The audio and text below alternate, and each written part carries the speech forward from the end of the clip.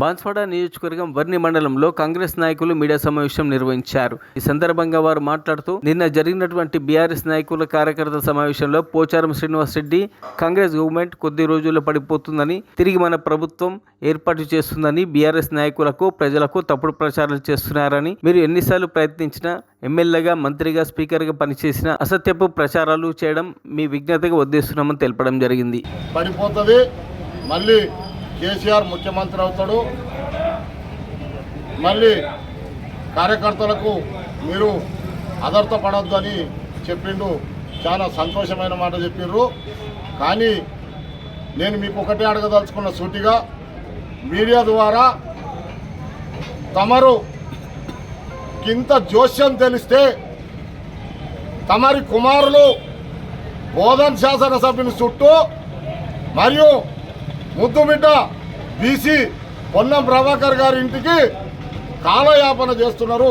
దేని కొరకు తమరే ఒక్కసారి అని చెప్తా ఉంటావు. గొప్పగా పేద ప్రజలు వారి పుస్తలు అమ్ముకొని, అరెకరం భూములు అమ్ముకొని, వారికి బిల్లు లేకుండా నీ కార్యకర్తలు దిగమింగేస్తే నువ్వు నోరు మూసుకొని ఇంట్లో పడుకున్నావు. ఇప్పటిదాకా బయటకు రాలేదు.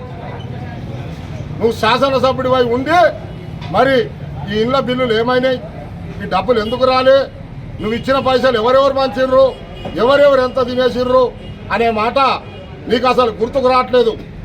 మొత్తానికి ఒకటే చెప్తావు, కాంగ్రెస్ పార్టీ 420 అని చెప్తావు. మరి ఆ 420లో మరి నీ కుమారులని పంపిస్తూ ఉంటావు. మరియు ఇంకోటి, నువ్వు చేసే పని ఈరోజు వర్ని మండలంలో కళ్యాణ లక్ష్మి చెక్కులు పంపిణీ చేస్తూ ఉన్నావు. మరి కోటగిరి మండలాలు కూడా వర్ని మండలంకి రావాలా. నువ్వు అనేది నువ్వు బాన్సోడ పోయితే బాన్సోడకు రావాలా, కోటగిరి అయితే కోటగిరి రావాలా. నువ్వు చేసే విధానం ఈ విధంగా. మరిన్ని అప్డేట్స్ కోసం మా ఛానల్ని సబ్స్క్రైబ్ చేయండి.